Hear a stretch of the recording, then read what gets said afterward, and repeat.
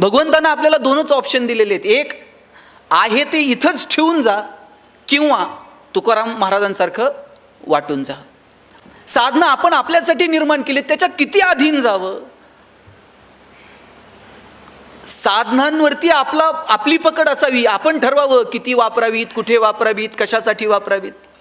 जेव्हा साधना आपल्यावरती अधीन व्हायला लागतात ना, त्यावेळेस जगण्यातली मजा संपून जाते. आज आपल्या सगळ्यांना वाटतं की आपल्याला सुख मिळावं, आपल्याला आनंद मिळावा, आपण समाधानानं जगावं. याच्यापेक्षा दुसरी काय अपेक्षा असते माणसाची.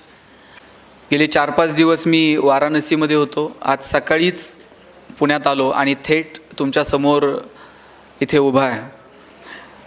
मी आपल्या सगळ्यांची भाषणं ऐकली, सुरुवातीचं प्रास्ताविक ऐकलं. मॅडमही आत्ता त्यांनी आपल्या सगळ्यांशी संवाद साधला.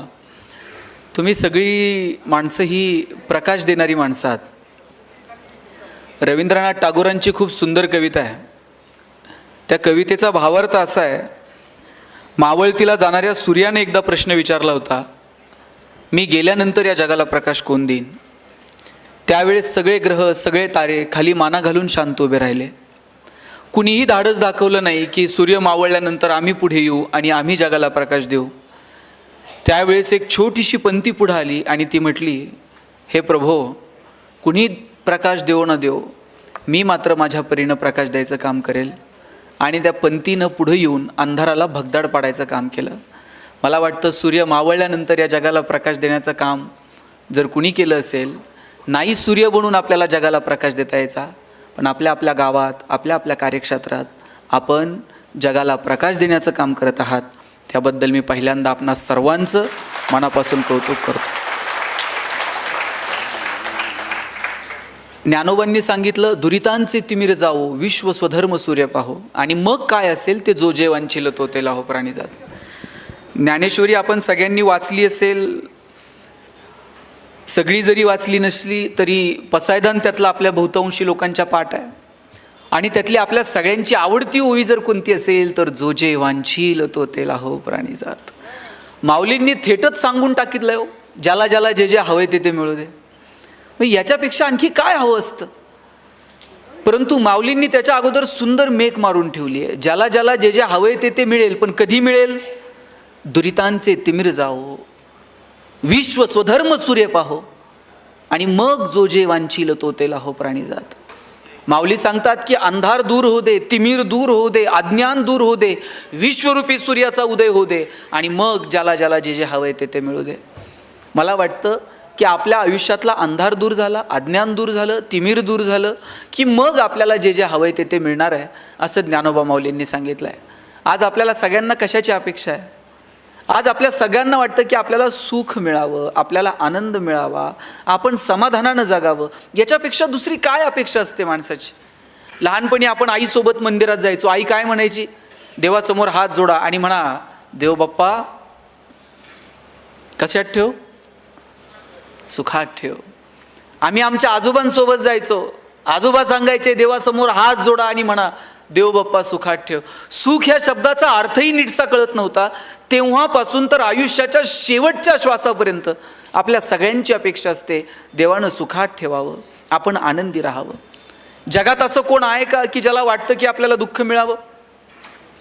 हां, 2-5 लोक असतील की ज्यांनी भगवंताकडे दुःख मागितलं, पण त्यातही सुखाची अपेक्षा होती. कुंती भगवंताला म्हणते, मला प्रचंड दुःख दे, पण तिला ठाऊक आहे की दुःखाच्या काळात कृष्ण धावून येईल आणि मग कृष्णाला पाहण्याचं सुख मिळेल. तुका म्हणे करी फकीराचे परी, रात्रंदिस हरिनाम राहो मुखी. तुकाराम महाराज म्हणतात, भिकाऱ्याचं कर, फकीराचं कर, दारिद्र्य दे, पण तुझं हरिनाम मात्र मुखात राहू दे. एकीकडे दुःख मागितलं, पण कुठे ना कुठे एक सुखाची, एक आनंदाची अपेक्षा प्रत्येकाला असते. आपल्या सगळ्यांना आनंदी राहायचंय, खरंच राहायचंय. मला एक सांगा, आपल्याला आनंदी राहायचंय का आपण आनंदी आहोत हे जगाला दाखवायचंय. राहायचंय खरं.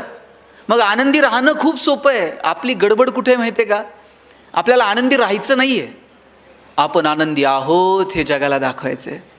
तुम्ही बघा, 10-20 लाख रुपये खर्च करून आपण परदेशात ट्रिपला जातो, तिथं काही बघतच नाही तो माणसं. फोटो काढतंय, स्टेटसला ठेवतंय, फोटो काढतंय, स्टेटसला ठेवतंय. बरं, आता स्टेटस ठेवायची सुविधा आहे, ठेवलं तर त्यात वावगं काहीच नाही. पण खरं दुःख कुठे आहे माहिती आहे का?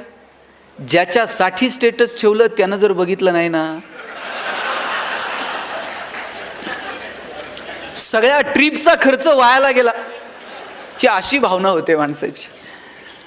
मग अडचण कुठे? आनंदी राहायचं सोपं आहे हो, पण आनंदी आहोत हे जगाला दाखवण्यासाठी जी गडबड चालली आहे ना, तिथे सगळं अवघड आहे. साधनं वाढत गेली पण आनंद किती होरपळत गेला. आपण थोडंसं शोधून बघूयात. पूर्वी संवादाची साधनं कमी होती हो. माणसं थेट एकमेकांशी जाऊन बोलत होती. फार लांबच्या अंतरावर असतील तर पत्र पाठवत होती. पत्राची वाट पाहणं होतं. पोस्टमन जर पत्र घेऊन आला आणि आईनं जर ते पत्र वाचलं, आई पोस्टमनला म्हणायची, बस बाबा चहा घेऊन जा. संवादात मजा होती, संवादाची साधनं नव्हती. आता संवादाची साधनं अपार आहेत, पण संवाद कधी संपला हेच कळलं नाही.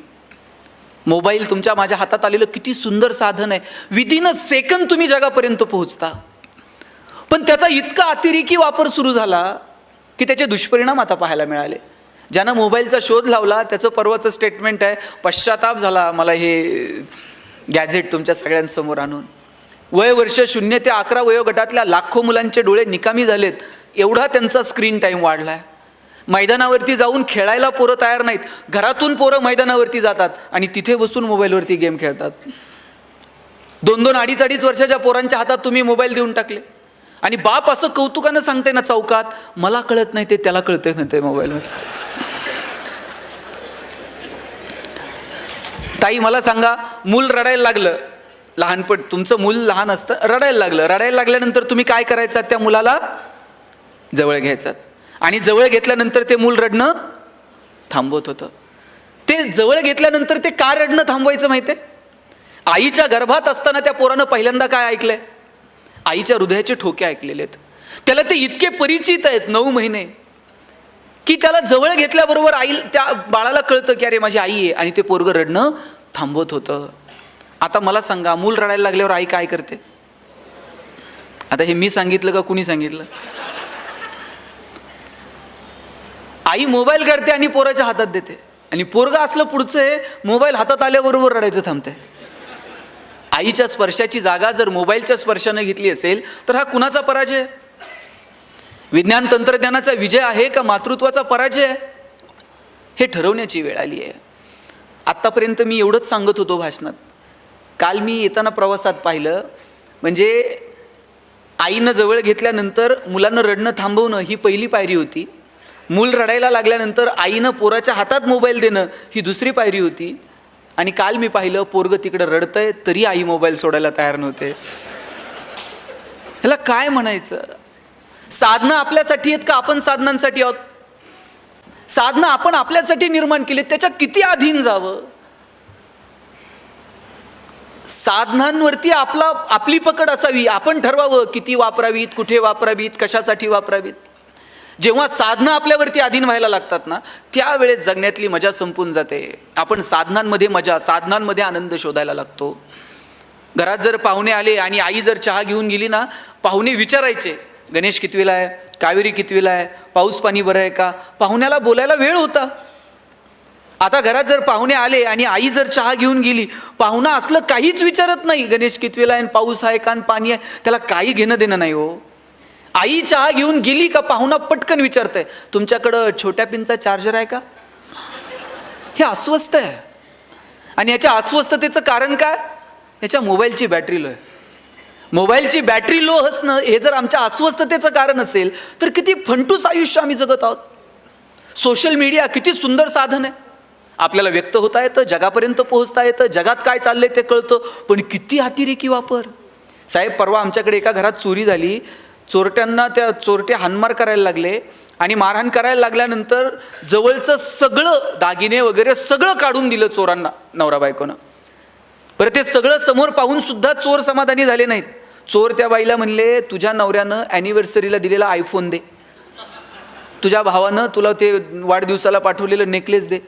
ती बाई म्हणली, तुम्ही चोर आहेत का कोण, तुम्हाला कसं माहीत? तिला आम्ही फेसबुक फ्रेंड आहोत आपण सगळेजण, आम्हाला माहीत आहे तुझ्याकडे काय काय दे म्हणले सगळं. किती अतिरेकी. आपल्याला सगळंच असं जगाच्या समोर जाहीर करायचं असतं, सगळं जगासमोर मांडायचं असतं. म्हणून मला म्हणायचं की ठरवून घेऊयात, आनंदी राहायचंय का आनंदी आहोत हे दाखवायचंय. आनंदी राहायचं असेल तर ते खूप सोपं आहे. किंबहुना सोये जीव आत्मयाचे लाहे, तेथ जे होय तया नाम सुख.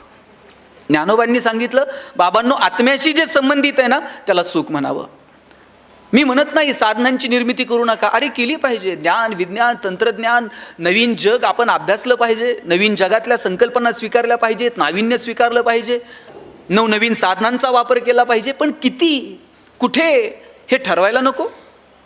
आणि निवळ साधनांवरती जर माणसं सुखी होत असती, केवळ पैशाच्या जोरावरती जर माणसं सुखी होत असती, तर जगातली सगळी श्रीमंत माणसं सुखी झाली असती. पण सगळे श्रीमंत सुखी आहेत का? आणि सगळे गरीब दुःखी आहेत का? सुख, आनंद या संकल्पना आपल्याशी संबंधित आहेत, त्या केवळ साधनांमध्ये आपल्याला नाही मोजता यायच्या. आपल्या शेजारी भूतानसारखं राष्ट्र आहे ज्यांनी समाधानाचा निर्देशांक जाहीर केला. सगळ्या जगानं डोळे विस्फारले. भूतान सांगत होतं, आमच्याकडे चमचमीत रस्ते नाहीत, चकचकीत मॉल नाहीत, पण आम्ही जगात सगळ्यात समाधानी आहोत. पैसे नाही आहेत पण आम्ही समाधानी आहोत. एक तर दिवस असा येणार आहे की आपल्याला आपली सगळ्यांची प्रगती ही समाधानाच्याच पातळीवरती मोजावी लागणार आहे. कारण पैशांच्या स्पर्धेमध्ये आपण कधीच पहिले येणार नाही आहोत. आणि आलो तरी तिथं गेल्यानंतर आनंद आहेच की नाही ह्याची शंका आहे. एक श्रीमंत माणूस त्याच्या कोट्यवधी रुपयांच्या बंगल्यामध्ये बसलेला होता. त्यानं बायकोला सांगितलेलं होतं की तेल नसलेली चपाती दे, मीठ तिखट नसलेली भाजी दे. मस्त AC लावत महागड्या कोट्यवधी रुपयांच्या बंगल्यामध्ये AC लावून तो जेवण करत होता.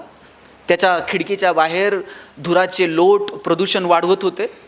आणि त्याच वेळेला साधारण कमाई असणारा एक शेतकरी शेताच्या बांधावरती बसून तेल, मीठ, मिरची खात होता. समोर पाटातून पाणी वाहत होतं. हिरवगार शेत समोर डोलत होतं. पैसे कमवू नका या मताचं मी नाही आहे. पैसे कमवा, तो पुरुषार्थ आहे. पण केवळ पैशांसाठी जगणं म्हणजे जगणं नाही आहे. काहींकडे ढिगानं पैसे आहेत पण त्याचा आनंद घेण्याची सुद्धा वृत्ती नाही, तर काय म्हणावं. पैसे प्रचंड आहेत परंतु खर्च करण्याची दानत नाही किंवा योग्य ठिकाणी खर्च करावं ही भूमिका नाही. आमच्याकडे साहेब एका माणसाकडे सोन्याची वीट आहे आणि पिढ्यानं पिढ्या त्यानं जपून ठेवली आहे. त्याच्या आज्यानं त्याच्या बापाला दिली ती, बापानं त्यानं ह्याच्या पोर पिढ्यानं पिढ्या ती सोन्याची वीट जपून ठेवली आहे. यानं कधी बायकोला साडी घेतली नाही नीट, यांनी कधी पोरांच्या शिक्षणाला लवकर कुठं 2 रुपये खर्च केले नाही. वीट मात्र तशीच्या तशी घरात पुरून ठेवली होती. दर रविवारी उठायचं, उकरायचं, हाय का नाही बघायचं आणि परत पुरून ठेवायचं. एवढाच उद्योगाच आहे. वीट खर्च करायची नाही, पुरलेली वीट फक्त रविवारी उठून उकरून बघायची हाय का नाही आणि परत लपून ठेवायची. एक दिवशी वीट चोरीला गेली. वीट चोरीला गेल्यावर रडायला लागला. म्हणला पिढ्यानं पिढ्या जपून ठेवलेली सोन्याची वीट चोरीला गेली. पोलिसांकडे गेला, पोलिसांकडे तक्रार केली. म्हणला सोन्याची वीट होती, चोरीला गेली. पोलीस म्हणले कुठं ठेवली होती? घरात ठेवली. कुठं? पुरून. आणि काय करायचा? काय नाही साहेब, दर रविवारी उठायचो, उकरायचो, हाय का नाही बघायचो आणि परत पुरून ठेवायचो. या रविवारी उठलो, उकरलं आणि वीट चोरीला गेलेली दिसली. पोलीस म्हणले एवढंच आहे ना, उद्या ये, तुझी वीट तुला सापडून देऊ. दुसऱ्या दिवशी हा गेला, पोलिसांनी त्याच्या हातात दगडाची वीट दिली. दगडाची वीट दिल्यानंतर म्हणलं चेष्टा करता का, माझी सोन्याची वीट होती, तुम्ही दगडाची दिली. पोलीस म्हणले तुला काय घेणं आहे दगडाची असून आहे तर सोन्याची? घरी जायचं, पुरून ठेवायची, हाय का नाही बघायची आणि परत झोपायचं. मग सोन्याची असून आहे तर दगडाची तुला काय फरक आहे का? काहींकडे ढिगाण आहे साहेब, पण ते योग्य ठिकाणी खर्च करण्याचं जर कळत नसेल काय करणार आहोत आपण? भगवंतानं आपल्याला 2च ऑप्शन दिलेले आहेत. एक आहे ते इथंच ठेवून जा किंवा तुकाराम महाराजांसारखं वाटून जा. आता तुकाराम महाराजांसारखं वाटून जायला लय मोठं मन लागतंय. मग आपल्याकडे दुसराच ऑप्शन शिल्लक आहे ते ठेवून जा. एकही रुपयावरती घेऊन जाण्याची सुविधा नाही. आणि असती तर आपण सोयीनं गेलो असतो का? ह्याचं नेता येईल का, त्याचं नेता येईल का, काय करता येईल? किती सुंदर वागलाय भगवंत आपल्यासोबत. जन्माला आल्यानं मुळात भगवंताचे इथंच आपल्यावरती अनेक उपकार आहेत की त्यांनी आपल्याला माणूस म्हणून जन्माला घातलं. याच्यापेक्षा काय उपकार करावेत देवानं आपल्यावरती? अहो आपण माणसं आहोत, माणसांना व्यक्त होता येतं. मला माझ्या भावना तुमच्यासमोर मांडता येतात, माझ्या भावनांना तुम्हाला प्रतिसाद देता येतो, तुम्हाला रडता येतं, तुम्हाला हसता येतं, तुम्हाला एकमेकाच्या मदतीला धावून जाता येतं. भावना व्यक्त करण्याची संधी भगवंतानं फक्त माणसाला दिली हो. आपण किती नशीबवान आहोत. रोज हायवेवरती 2-4 कुत्री मरून पडलेली असतात. त्या कुत्र्याच्या पिलांना तक्रार करता येते